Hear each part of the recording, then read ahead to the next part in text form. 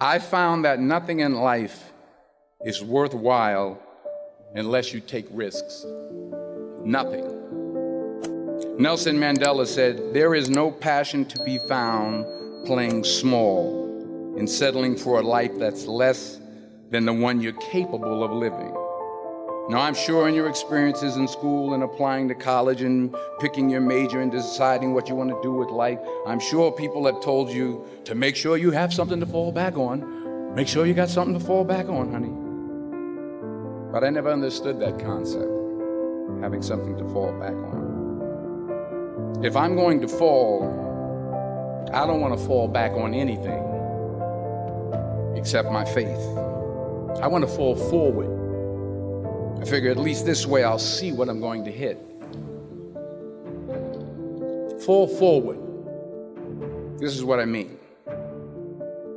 Reggie Jackson struck out 2,600 times in his career, the most in the history of baseball. But you don't hear about the strikeouts. People remember the home runs. Fall forward. Thomas Edison conducted 1,000 failed experiments. Did you know that? I didn't know that. Because the 1,001st was the light bulb. Fall forward. Every failed experiment is one step closer to success. You've got to take risks, and I'm sure you've probably heard that before, but I want to talk to you about why that's so important. First, you will fail at some point in your life. Accept it. You will lose. You will embarrass yourself. You will suck at something. There's no doubt about it. And I know that's probably not a traditional message for a graduation ceremony, but hey, I'm telling you, embrace it, because it's inevitable. And I should know. In the acting business, you fail all the time. Early on in my career, I auditioned for a part in a Broadway musical. Perfect role for me, I thought, except for the fact that I can't sing. So I'm in the wings, I'm about to go on stage, but the guy in front of me, he's singing like Pavarotti. He's just, and he's just going on and on and on. And I'm just shrinking, I'm getting smaller and smaller. So they say, "Oh, thank you very much, and you'll be hearing from us." So I come out with my little sheet music, and it was Just My Imagination by the Temptations. That's what I came up with. So I hand it to the accompanist, and she looks at it and looks at me and looks out at the director and was like, "Nice." So I start, I'm going to sing. I'm like, "It's just my imagination once again, and they're coming away with me." And I'm not saying anything, so I'm thinking I'm getting better. So I just start getting into it. Running. This, oh yeah, thank you very much, Mr. Washington. Thank you. So I assumed I didn't get the job. But the next part of the audition, he called me back. The next part of the audition is the acting part of the audition. So I'm like, hey, okay, maybe I can't sing, but I know I can act. So they pair me with this guy, and again, I didn't know about musical theater.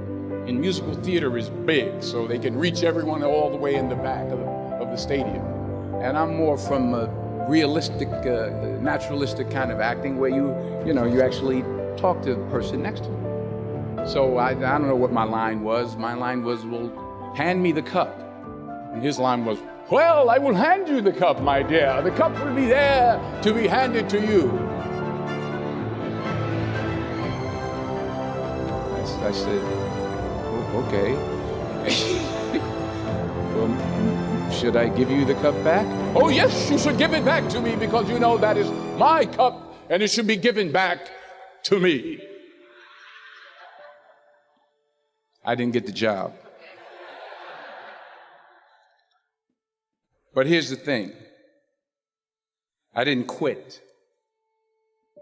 I didn't fall back. I walked out of there to prepare for the next audition, and the next audition, and the next audition. I prayed. I prayed, and I prayed. But I continued to fail, and fail, and fail. But it didn't matter because you know what? There's an old saying, you hang around the barbershop long enough, sooner or later you're going to get a haircut. So you will catch a break, and I did catch a break. Last year, I did a play called Fences on Broadway. Someone talked about it. Won the Tony Award. And I didn't have to sing, by the way. But here's the kicker. It was at the Court Theater. It was at the same theater that I failed that first audition 30 years prior. The point is, every graduate here today has the training and the talent to succeed. But do you have the guts to fail? Here's my second point about failure. If you don't fail, you're not even trying.